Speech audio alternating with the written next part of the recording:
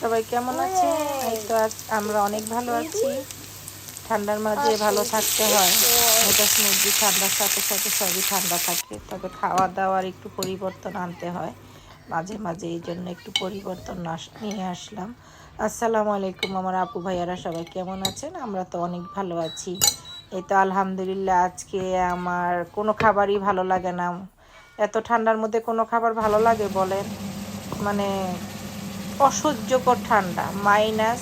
বাইরে গেলেও ভালো লাগে না, ঘরে রান্না বাড়া করতে ইচ্ছা করে না। মানে এই একটা অবস্থা হয়েছে। তো ভাবলাম যে প্রতিদিন মাছ মাংস খেতে ভালো লাগে না, আজকে একটু শুটকি রান্না করব। যেই ভাবা সেই কাজ। তো এখন সেই শুটকি রান্না নিয়ে আপনাদের মাঝে হাজির হলাম। এই তো লোটকা শুটকি রান্না করব। এই বেগুন, তারপরে কাঁঠালের বিচি, আলু, মানে মেলাঞ্জে করে একটা সবজি মেলাঞ্জে করে রান্না করতেছি। তো আপনারা দেখেন রান্নাটা করি, আপনারা আমার সাথে সাথে থাকেন। আমার ভিডিওগুলো যদি আপনাদের ভালো লাগে থাকে, প্লিজ বেশি না একটা লাইক দিন। আপনারা একটা লাইক দিলে হয়তো আমি আর একটু আগে যাব সামনে। তো যাই হোক, আপনারা দেখেন আমি কীভাবে রান্না করি। শুটকিটা এটা সব দিয়ে দিলাম একসাথে, দিয়ে এখন ভালো করে তরকারিটাকে কষাবো।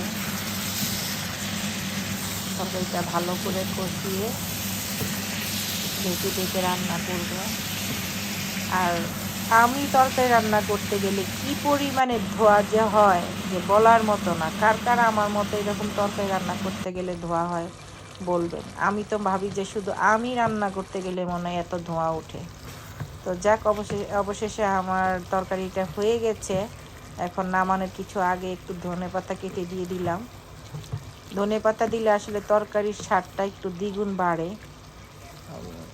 অনেকে ধনেপাতা পছন্দ করে, অনেকে করে না।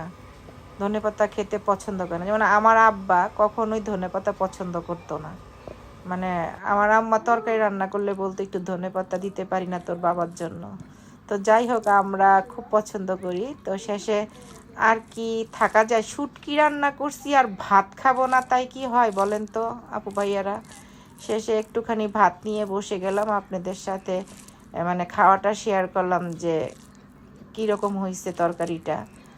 আসলে সেই স্বাদ, গরম ভাতের সাথে গরম শুটকির তরকারি সেই স্বাদ। একদম খেয়ে একদম তামা তামা করে দিয়েছি।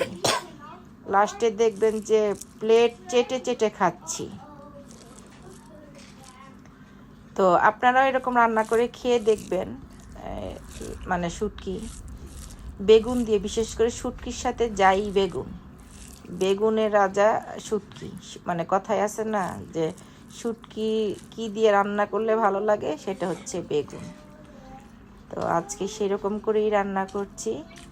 তো দেখেন কি সুন্দর, বলছিলাম না যে চেটে পুটে খেয়ে ফেলবো, একদম চেটে পুটে খেয়ে ফেলেছি। তো সবার যদি ভিডিওটা আবার বলবো, যদি ভালো লেগে থাকে একটা লাইক দিবেন, পাশে থাকবেন, আমাদের জন্য দোয়া করবেন।